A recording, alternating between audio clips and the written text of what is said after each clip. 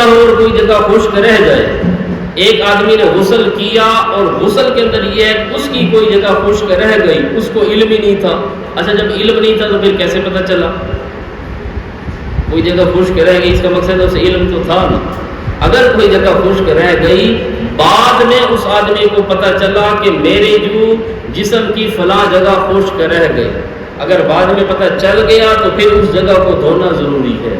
اسی جگہ کو دھونا ضروری ہے, پورا غسل کرنا ضروری نہیں. یعنی آپ غسل کر کے آئے, آپ نے دیکھا کہ ہو یہ جگہ جی خشک ہے, یہ ٹاکی لگی ہوئی ہے, تو آپ یہاں پر دوبارہ پانی سے اس کو دھو لیں, بس آپ کا غسل ہو گیا.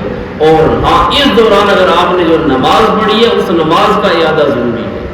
یعنی کوئی جگہ خشک رہ گئی اور آپ کو پتہ نہیں تھا, آپ نے فجر کی نماز پڑھ لی, بعد میں آپ کو پتہ چلا, تو نماز تو آپ دوبارہ پڑھیں گے, لیکن جو جگہ خشک ہے اس کو پھر دھو لیں گے. آپ کو غسل کا اعادہ ضروری نہیں ہے. لیکن یہ ہے کہ نماز جو ہے چونکہ آپ نے ایسی حالت میں پڑھی ہے کہ اس وقت جگہ خشک تھی, یعنی آپ کا غسل کمپلیٹ نہیں تھا, تو غسل آپ نے دوبارہ نہیں کرنا, لیکن نماز دوبارہ پڑھنی ہوگی. اور اگر ایک آدمی کو پتہ ہی نہیں چلا کہ کوئی جگہ خشک رہی ہے یا نہیں رہی, تو پھر اس میں وہم میں پڑھنے کی ضرورت نہیں. بس یوں سمجھے کہ میں نے مکمل غسل صحیح طرح کر لیا, تو اب اس میں ٹینشن لینے کی ضرورت نہیں ہے.